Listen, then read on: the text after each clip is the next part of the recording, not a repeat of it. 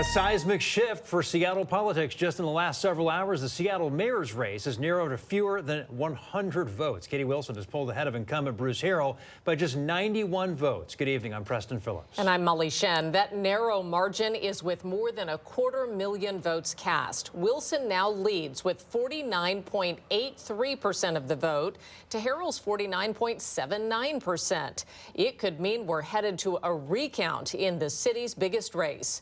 KOMO senior reporter Chris Daniels talked with Wilson tonight and is in Seattle with the story.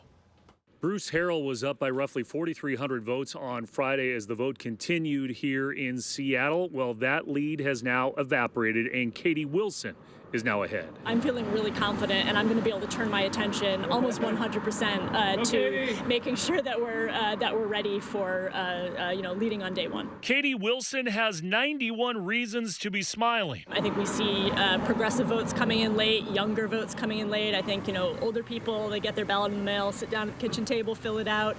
Young people wait till the very last minute. She is now exactly 91 votes ahead of the incumbent mayor Bruce Harrell in a race that is likely headed to a mandatory recount.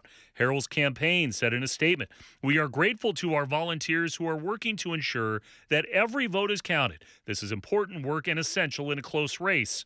A recount would be triggered if the margin between the two candidates is less than 0.5% and less than 2,000 votes, which would also be remarkable in a political environment with Seattle City Attorney and Council President losing by tens of thousands of votes." How do you explain that? I mean, first of all, we faced unprecedented spending against me in this general election, more corporate PAC spending than has ever been spent against a candidate in a Seattle election. So that really made a dent. And then I think also just Harrell's a much stronger candidate than either Council President Nelson or City Attorney Ann Davison, right? Are you prepared for a recount at this point?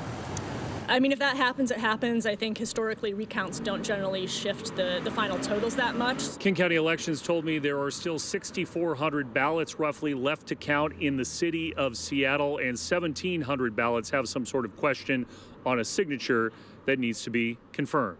That's the story for now. Here in Seattle, I'm Chris Daniels, KOMO News. We expect the next ballot count update to come in tomorrow afternoon. With just about 6,400 Seattle ballots left to be counted, this will come down to the wire. We'll post the numbers live during our 4 o'clock newscast tomorrow afternoon, and we'll have the latest results for you as well on KOMOnews.com.